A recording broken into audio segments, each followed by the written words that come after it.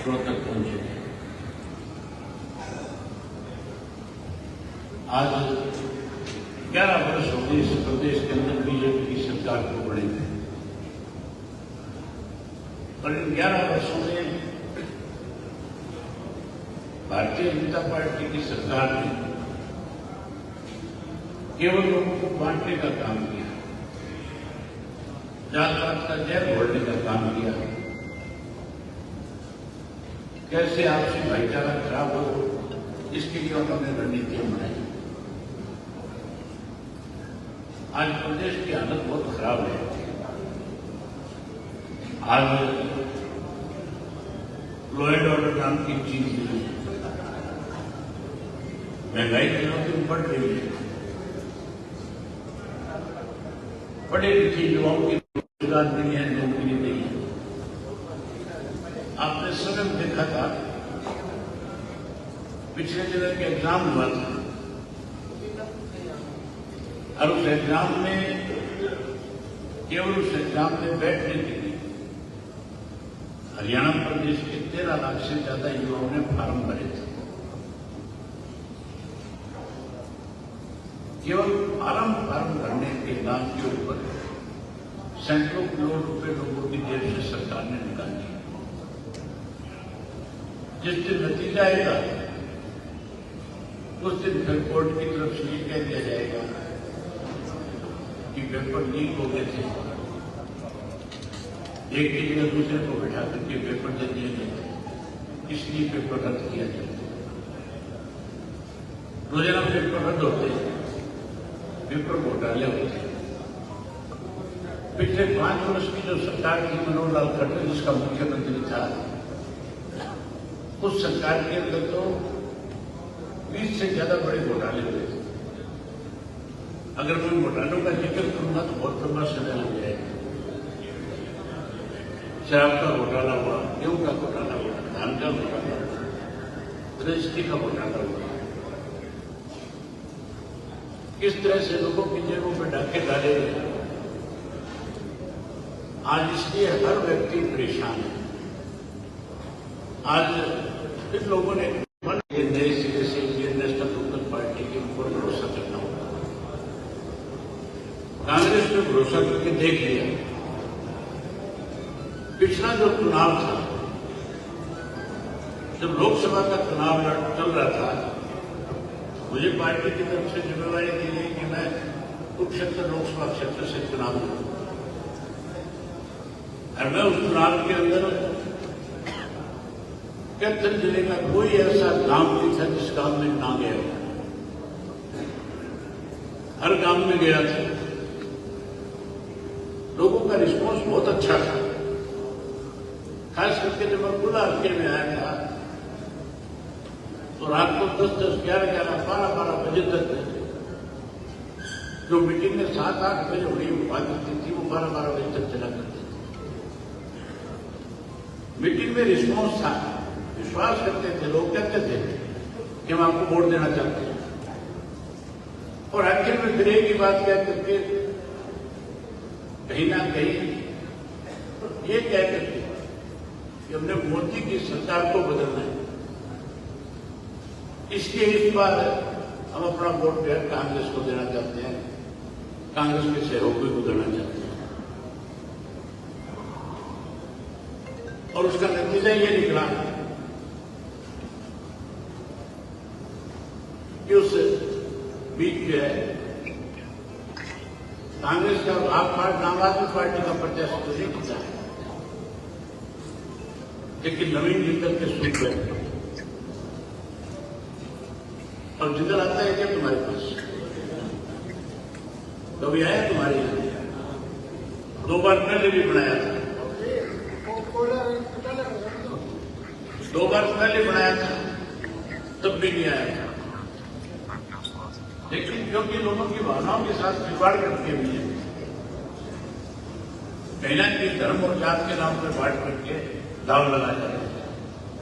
हम 5 साल तक तो कोसते हैं, और जब वोट डालने का समय आता है तो फिर कहीं ना कहीं भटक जाते हैं। उसके बाद जब विधानसभा का चुनाव आया तो विधानसभा के चुनाव में हर व्यक्ति ये कह रहा था कि हमने बीजेपी को सत्ता से बाहर करना है, कांग्रेस को सत्ता में लेना है। आप तो कांग्रेस की सरकार बनाना चाहते थे, आप तो भाजपा को सत्ता से बाहर करना चाहते थे, लेकिन कांग्रेस के जो आका थे, जो आगू थे, वो स्वयं बीजेपी की सरकार बनाने में लगे हुए थे। भूपेंद्र सिंह हुड्डा की पार्टी लग रही थी, नहीं लग रही थी सरकार बनाने में। आपके सामने 20 ऐसी सीटें थी जिनका सर्वे हुआ था कि सिटिंग एमएलए कांग्रेस के कितने जीत सकते हैं। उस सर्वे की रिपोर्ट में आया था कि 30 में से 16 ऐसे एमएलए हैं आपके जिनको अगर दोबारा टिकट दे दी तो और चुनाव हार जाएंगे। अगर उनकी जगह कोई नए चेहरे उतार दिए जाएंगे तो फिर 30 की 30 सीट जो है कांग्रेस जीत जाएगी। आपको याद होगा टिकटों के बंटवारे से 10 दिन पहले हुड्डा के खिलाफ एक रेड हुई थी, ईडी की हुई थी, नहीं हुई थी, और उसमें हुड्डा के खिलाफ एफआईआर दर्ज हो रही थी। जब एफआईआर दर्ज हुई और हुड्डा को यह संदेश दिया गया बीजेपी की तरफ से कि या तो हमारी मर्जी के मुताबिक टिकटें बंटवा दे, अगर नहीं बंटवाएगा तो तेरे को उठा करके जेल में बंद कर देंगे। जेल के डर से हुड्डा ने हाईकमांड के ऊपर दबाव बनाया और कहा कि 30 के 30 सीटें एमएलए को टिकट दे। उसी दिन कांग्रेस पार्टी सत्ता से दूर चली गई। उसी दिन भारतीय जनता पार्टी के द्वारा सरकार बनने के रास्ते खुल गए थे। हमारे को तो बीजेपी बताते थे, लेकिन खुद भाजपा के साथ मिले हुए थे। अब साथियों हालात इस किस्म के हैं जो लोग उठा कर रहे थे, खास करके रोहतक, सोनीपत, झज्जर जिले के लोग जो ये कह रहे थे कि हमने उनकी बार हर हालत के अंदर भूपेंद्र सिंह हुड्डा को मुख्यमंत्री बनाना है। सबसे ज्यादा वहीं पे हुड्डा ने अपना नुकसान अपने आप किया। सोनीपत की 5 सीटें हैं, 5 की 5 सीट पे ऐसे कैंडिडेट खड़े कर दिए, 5 में से 4 हार गए, ये जीत पाए। आज ऐसे हालात हैं, मैं पूरे हरियाणा में जाता हूं, खास करके रोहतक में, सोनीपत में जब आप जाओगे तो वहां आम आदमी की जबान में एक ही बात है कि हमने जिन लोगों के ऊपर विश्वास और भरोसा किया था उन लोगों ने हमारे साथ विश्वासघात किया। इन बाप बेटा दोनों ने इस हरियाणा को बर्बाद कर दिया। अब वो लोग छुटकारा चाहते हैं, अब वो लोग फिर से आपकी पार्टी पे विश्वास और भरोसा जताना चाहते हैं। साथियों, अगर आप चाहते हो कि हरियाणा प्रदेश में फिर से आपकी पार्टी सत्ता में आए तो फिर 25 सितंबर को हर गांव से 15-15, 20-30 लोगों को अपने साथ लेकर के रोहतक पहुंचो। आओगे रोहतक में? जब आप बड़ी संख्या में रोहतक आओगे तो उसका मैसेज पूरे देश में जाएगा। आजकल सोशल मीडिया का जमाना है और सोशल मीडिया के माध्यम से पूरे देश में एक मैसेज चला जाएगा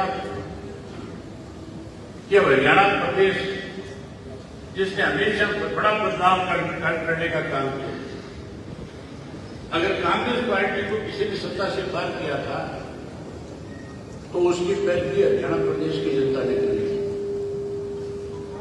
आपको याद होगा जब इंदिरा गांधी की हत्या हुई थी और उनकी हत्या के बाद जब लोकसभा का चुनाव हुआ था तो 450 से ज्यादा सीटें कांग्रेस पार्टी ने लोकसभा में जीती थी। आम आदमी ये कहता था, अखबार में लिखता था, रेडियो में भी खबरें आती थी। उन दिनों में टेलीविजन नहीं था, सोशल मीडिया नहीं था, लेकिन अखबारों में रेडियो लिखता और कहता था कि अब कांग्रेस 100 साल सत्ता से बाहर नहीं होगी। कांग्रेस को सत्ता से बाहर करने के लिए आपको ध्यान होगा चौधरी देवीलाल ने न्याय आंदोलन शुरू किया था, और वो आंदोलन इसलिए शुरू किया था कि उस वक्त की सत्ता ने, जो कांग्रेस पार्टी थी, राजीव गांधी जो प्रधानमंत्री थे, उन्होंने एक फैसला हरियाणा प्रदेश के खिलाफ ऐसा लिया था केवल अपनी पहचान बढ़ाने के लिए। राजीव लोगों का समझौता किया था और उसमें हमारे हिस्से का जो पानी था उसको कम कर दिया गया था, चंडीगढ़ पंजाब को दे दिया गया था, और उसमें जो 107 हिंदी भाषी अक्षर गांव थे वो भी कहीं पंजाब को दे दिए गए थे। उसके खिलाफ चौधरी देवीलाल ने पैदल यात्रा शुरू करी थी हिसार से दिल्ली की, और जब चौधरी देवीलाल ने उसके खिलाफ आंदोलन शुरू किया तो बड़े बड़े नेताओं ने चौधरी देवीलाल को टेलीफोन करके कहा कि चौधरी साहब आपका फैसला गलत है, आप जिस आंदोलन को लेकर के आगे बढ़ना चाहते हो उससे न केवल हरियाणा प्रदेश का नुकसान होगा बल्कि पंजाब में जो शांति होने जा रही है उसमें भी दिक्कत है। चौधरी देवीलाल ने कहा कि मैं पंजाब में शांति का पक्ष हूं, लेकिन मैं हरियाणा की कुर्बान नहीं होने दूंगा। उन्होंने उस वक्त आंदोलन शुरू किया, न्याय युद्ध किया। नतीजा ये निकला, न्याय युद्ध के दौरान लोगों ने चौधरी देवीलाल की बात पर विश्वास किया और 90 में से 85 सीटें चौधरी देवीलाल को जिताई। कांग्रेस के अंत की शुरुआत हरियाणा से हुई थी कि नहीं हुई थी, और फिर 89 के अंदर चौधरी देवीलाल ने जनता दल का गठन कर दिया, और 89 में जो कांग्रेस पार्टी 450 से ज्यादा सीट जीत करके आई थी, सत्ता से बाहर हुई थी कि नहीं हुई थी। तो इस बीजेपी का अंत भी इसी हरियाणा की धरती से शुरू हुआ। चौधरी ओम प्रकाश चौटाला ने तो फतेहाबाद की रैली के अंदर चौधरी देवीलाल के सम्मान दिवस के ऊपर देश के सारे नेताओं को बुलाया, और बुला करके उस वक्त भी भाजपा को सत्ता से बाहर करने का रास्ता तैयार कर दिया था। उन्होंने उन नेताओं से कहा था कि अगर आप चाहते हो कि बीजेपी सत्ता से बाहर हो तो फिर गैर कांग्रेस और गैर बीजेपी आपको तीसरा मोर्चा बना देना चाहिए। उस वक्त नीतीश कुमार था और उस वक्त शरद पवार आए हुए थे। वो दोनों खड़े होकर चौटाला साहब से कहने लगे कि हमें कांग्रेस को भी शामिल कर लेना चाहिए।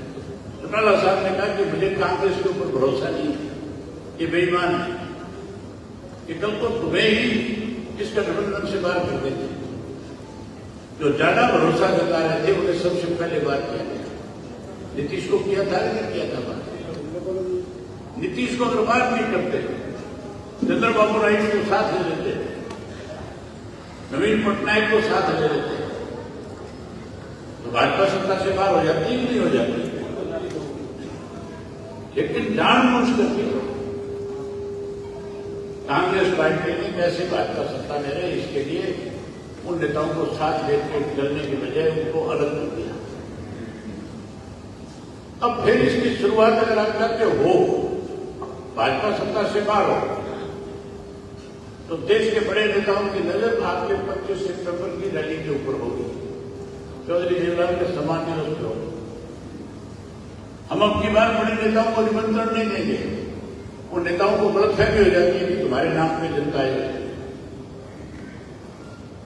आप अपनी ताकत बढ़ाना चाहते हो कि नहीं बढ़ाना चाहते? अपनी ताकत बढ़ाना चाहते हो तो फिर अपनी ताकत का एहसास 25 सितंबर को कराओ। इतनी बड़ी रैली कर दो कि सारे देश के नेताओं की नजर हरियाणा के ऊपर आकर के टिक जाए। मैं उम्मीद करूंगा कि गुना से बहुत बड़ी संख्या में लोग आएंगे। हमने अब तक संगठन के ऊपर ध्यान दिया था, हमने अब तक संगठन को कैसे बूथ के सदन तक ले जाया जाए उसके ऊपर काम कर रहे थे। आपके यहां पे बूथ के स्तर का संगठन खड़ा हो गया कि नहीं हो गया? हो गया। क्यों हो गया? अब मैं चाहता हूं कि आपने बूथ के स्तर के ऊपर जोन बना दिए, अब एक एक बूथ के ऊपर जो आपने जितने भी अलग अलग जो प्रभारी है, जो हमारे यूथ विंग है, महिला विंग है, जो अलग अलग विंग बनी हुई है, उन सबके भी एक एक आदमी की नियुक्ति करो ताकि आपका संगठन और बड़ा हो जाए। जब सबकी नियुक्तियां कर दोगे तो फिर मान के चलो रैली का निमंत्रण देने में आसानी हो जाएगी। आज आप बड़ी संख्या में आए हो, हर गांव से आए हो। मैं आपसे प्रार्थना करता हूं कि आप आज ही जाकर के गांव में हर वर्ग के सदस्य को निमंत्रण देने का काम करो। सबको निमंत्रण देकर जाओगे। मैं उम्मीद करूंगा कि गुलाटी का बदलाव में सबसे अग्रणी रहेगा। ये अच्छा हमेशा विश्वास रखने वाला। आपने तो पता नहीं किस चीज को चौधरी देवलाल के कहने पे एमएलए बनाने का काम किया। दिलूराम को बना दिया था कि बना दिया था? आपने बना दिया, भाग गया। अब हालत खराब हो रही है, नहीं हो रही है? हो रही है ना? तो फिर साथियों, जिस किसी को भी आपने चौधरी देवलाल की कहने से बनाया था, किसी ने दगा दिया, जो दगा देकर के गया दोबारा पंडित में, अब फिर नए सिरे से अपने चौधरी देवलाल की नीतियों को बढ़ाओ और बड़ी संख्या में आओ। बहुत मेहरबानी। तक पहुंचे आज 11 वर्ष हो गए इस प्रदेश के अंदर बीजेपी की सरकार को बने और इन 11 वर्षों में भारतीय जनता पार्टी की सरकार ने केवल लोगों को बांटने का काम किया, जात पात का जहर घोलने का काम किया। कैसे आपसी भाईचारा खराब हो, इसके लिए उन्होंने रणनीतियां बनाई। आज प्रदेश की हालत बहुत खराब है। आज लॉ एंड ऑर्डर नाम की चीज नहीं है। महंगाई दिनों दिन बढ़ रही है।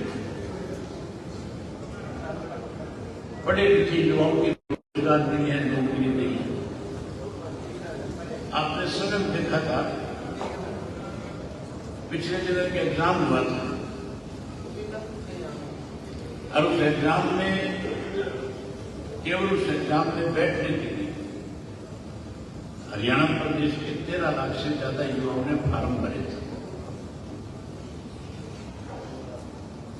केवल फार्म भरने के नाम के ऊपर सैकड़ों करोड़ रुपए लोगों की जेब से सरकार ने निकाल दिया। जिस दिन नतीजा आएगा उस दिन फिर कोर्ट की तरफ से ये कह दिया जाएगा कि पेपर लीक हो गए थे, एक की जगह दूसरे को बैठा करके पेपर दे दिए गए थे, इसलिए पेपर रद्द किया जाए। रोजाना पेपर रद्द होते, पेपर घोटाले होते। पिछले 5 वर्ष की जो सरकार थी मनोहर लाल खट्टर जिसका मुख्यमंत्री था, उस सरकार के अंदर तो 20 से ज्यादा बड़े घोटाले हुए थे। अगर मैं घोटालों का जिक्र करूंगा तो बहुत लंबा समय लग जाएगा। शराब का घोटाला हुआ, गेहूं का घोटाला हुआ, धान का घोटाला हुआ, रजिस्ट्री का घोटाला हुआ। किस तरह से लोगों की जेबों में डाके डाले गए। आज इसलिए हर व्यक्ति परेशान है।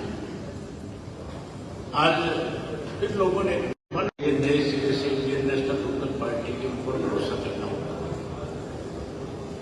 कांग्रेस ने भरोसा करके देख लिया। पिछला जो चुनाव था, जब लोकसभा का चुनाव चल रहा था, मुझे पार्टी की तरफ से जिम्मेवारी दी गई कि मैं कुरुक्षेत्र लोकसभा क्षेत्र से चुनाव लड़ूं। और मैं उस चुनाव के अंदर कैथल जिले का कोई ऐसा गांव नहीं था जिस गांव में ना गया। हर गांव में गया था। लोगों का रिस्पांस बहुत अच्छा था। खास करके जब मैं खुला हल्के में आया था तो रात को 10-10, 11-11, 12-12 बजे तक जो मीटिंग में 7-8 बजे हुई बात होती थी वो 12-12 बजे तक चला करती थी। मीटिंग में रिस्पॉन्स था, विश्वास करते थे, लोग कहते थे कि हम आपको वोट देना चाहते हैं। और आखिर में फिर एक ही बात कह करके कहीं ना कहीं ये कह करके कि हमने मोदी की सरकार को बदलना है, इसलिए इस बार हम अपना वोट कांग्रेस को देना चाहते हैं, कांग्रेस के सहयोगी को देना चाहते हैं। और उसका नतीजा ये निकला कि उस बीच जो है कांग्रेस का आम आदमी पार्टी का प्रत्याशी तो नहीं जीता है, लेकिन नवीन जिंदल के सूट गए। और जिंदल आता है क्या तुम्हारे पास? कभी आया तुम्हारे यहाँ? 2 बार पहले भी बनाया था, 2 बार पहले बनाया था, तब भी नहीं आया था। लेकिन क्योंकि लोगों की भावनाओं के साथ खिलवाड़ करके भी है, कहीं ना कहीं धर्म और जात के नाम पर बांट करके दाव लगाया जाता है।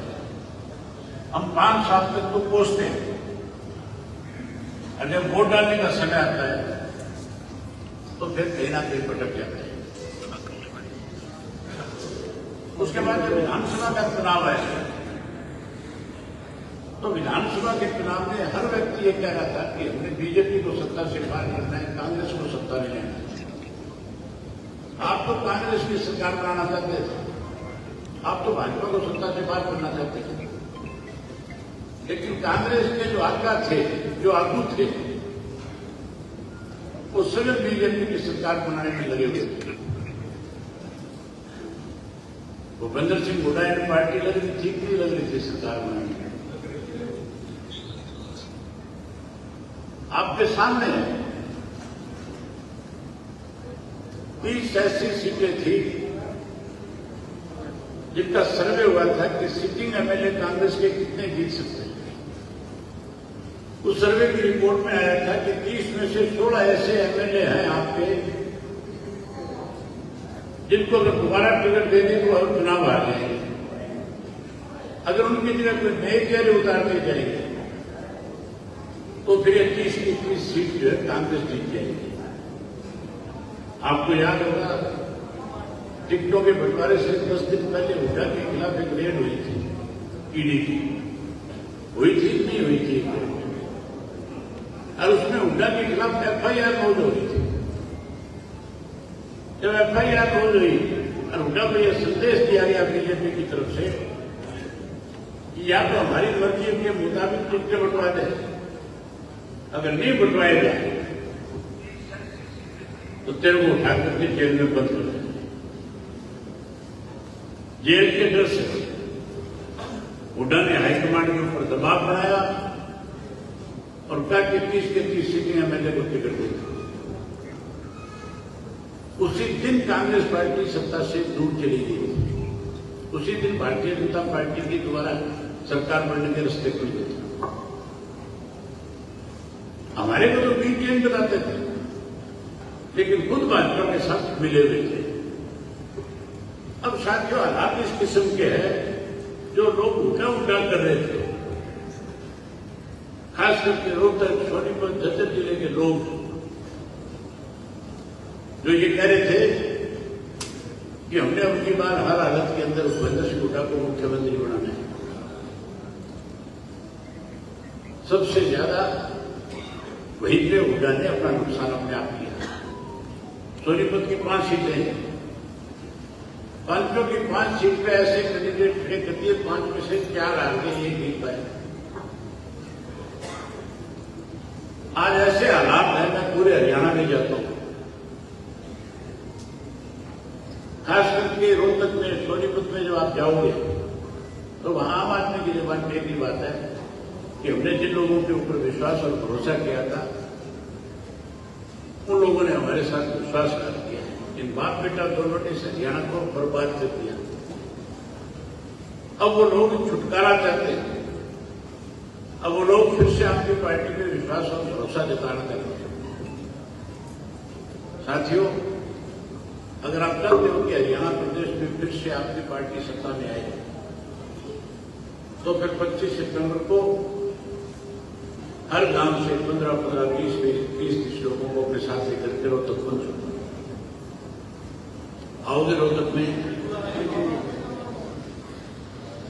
जब आप बड़ी संख्या में रोहतक आओगे तो उसका मैसेज पूरे देश में जाएगा। आजकल सोशल मीडिया का जमाना है और सोशल मीडिया के माध्यम से पूरे देश में एक मैसेज चला जाएगा कि अब हरियाणा प्रदेश, जिसने हमेशा बड़ा बदलाव करने का काम किया, अगर कांग्रेस पार्टी को किसी ने सत्ता से पार किया था तो उसकी पैरवी हरियाणा प्रदेश की जनता ने करी। आपको याद होगा जब इंदिरा गांधी की हत्या हुई थी और उनकी हत्या के बाद जब लोकसभा का चुनाव हुआ था तो 450 से ज्यादा सीटें कांग्रेस पार्टी ने लोकसभा में जीती थी। आम आदमी ये कहता था, अखबार में लिखता था, रेडियो में भी खबरें आती थी। उन दिनों में टेलीविजन नहीं था, सोशल मीडिया नहीं था, लेकिन अखबारों रेडियो लिखता और कहता था कि अब कांग्रेस 100 साल सत्ता से बाहर नहीं होगी। कांग्रेस को सत्ता से पार करने के लिए आपको ध्यान होगा चौधरी देवीलाल ने न्याय आंदोलन शुरू किया था और वो आंदोलन इसलिए शुरू किया था कि उस वक्त की सत्ता ने, जो कांग्रेस पार्टी थी, राजीव गांधी जो प्रधानमंत्री थे, उन्होंने एक फैसला हरियाणा प्रदेश के खिलाफ ऐसा लिया था केवल अपनी पहचान बढ़ाने के लिए। राजीव ने लोगों का समझौता किया था और उसमें हमारे हिस्से का जो पानी था उसको कम कर दिया गया था, चंडीगढ़ पंजाब को दे दिया गया था और उसमें जो 107 हिंदी भाषी 70 गांव थे वो भी कहीं पंजाब को दे दिए गए थे। उसके खिलाफ चौधरी देवीलाल ने पहले यात्रा शुरू करी थी हिसार से दिल्ली की, और जब चौधरी देवीलाल ने उसके खिलाफ आंदोलन शुरू किया तो बड़े बड़े नेताओं ने चौधरी देवीलाल को टेलीफोन करके कहा कि चौधरी साहब, आपका फैसला गलत है। आप जिस आंदोलन को लेकर के आगे बढ़ना चाहते हो उससे न केवल हरियाणा प्रदेश का नुकसान होगा बल्कि पंजाब में जो शांति होने जा रही है उसमें भी दिक्कत है। चौधरी देवीलाल ने कहा कि मैं पंजाब में शांति का पक्ष रहूं लेकिन मैं हरियाणा की कुर्बान नहीं होने दूंगा। उन्होंने उस वक्त आंदोलन शुरू किया, न्याय युद्ध किया।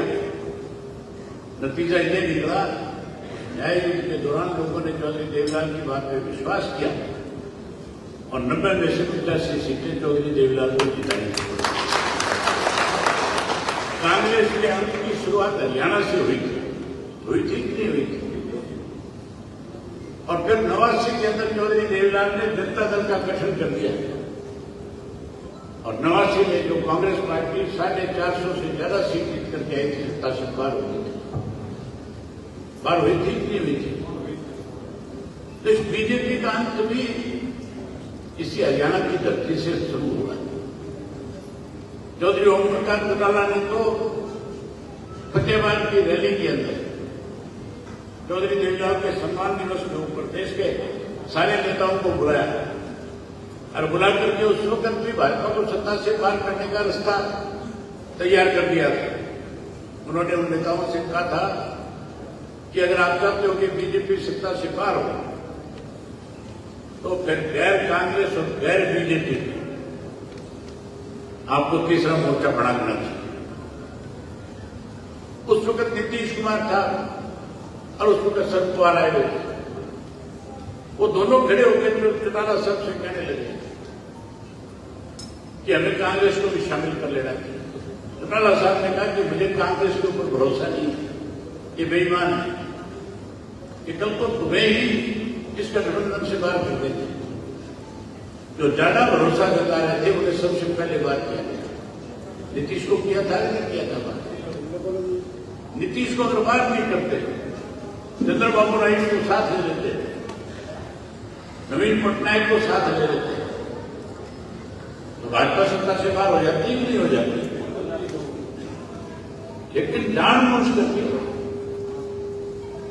कांग्रेस पार्टी ने कैसे भाजपा सत्ता में रहे इसके लिए उन नेताओं को साथ लेकर चलने की बजाय उनको अलग कर दिया।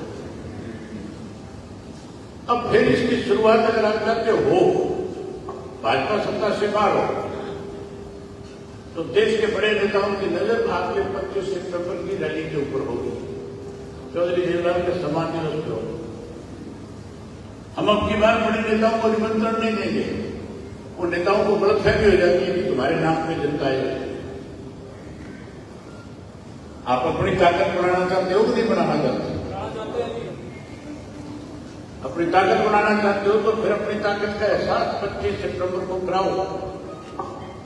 इतनी बड़ी रैली कर दो कि सारे देश के नेताओं की नजर हरियाणा के ऊपर आकर के टिक जाए। मैं उम्मीद करूंगा कि गुना से बहुत बड़ी संख्या में लोग आएंगे। हमने अब तक संगठन के ऊपर ध्यान दिया था, हमने अब तक संगठन को कैसे बूथ के सदन तक ले जाया जाए उसके ऊपर काम कर रहे थे। आपके यहां पे बूथ के स्तर का संगठन खड़ा हो गया कि नहीं हो गया? हो गया। क्यों हो गया? अब मैं चाहता हूं कि आपने बूथ के सदन के ऊपर जोन बना दिए। अब एक एक बूथ के ऊपर जो आपने जितने भी अलग अलग जो प्रभारी है, जो हमारे यूथ विंग है, महिला विंग है, जो अलग अलग विंग बनी हुई, उन सबके भी एक एक आदमी की नियुक्ति करो ताकि आपका संगठन और बड़ा हो जाए। जब सबकी नियुक्तियां कर दोगे तो फिर मान के चलो रैली का निमंत्रण देने में आसानी हो जाएगी। आज आप बड़ी संख्या में आए हो, हर गांव से आए हो। मैं आपसे प्रार्थना करता हूं कि आप आज ही जाकर के गांव में हर वर्ग के सदस्य को निमंत्रण देने का काम करो। सबको निमंत्रण देकर जाओगे। मैं उम्मीद करूंगा कि गुलाटी का बदलाव में सबसे अग्रणी रहेगा। ये अच्छा हमेशा विश्वास रखने वाला। आपने तो पता नहीं किस चीज को चौधरी देवलाल के कहने पे एमएलए बनाने का काम किया। दिलूराम को बना दिया था कि नहीं बना दिया था? आपने बना दिया, भाग गया। अब हालत खराब हो रही है कि हो रही है ना?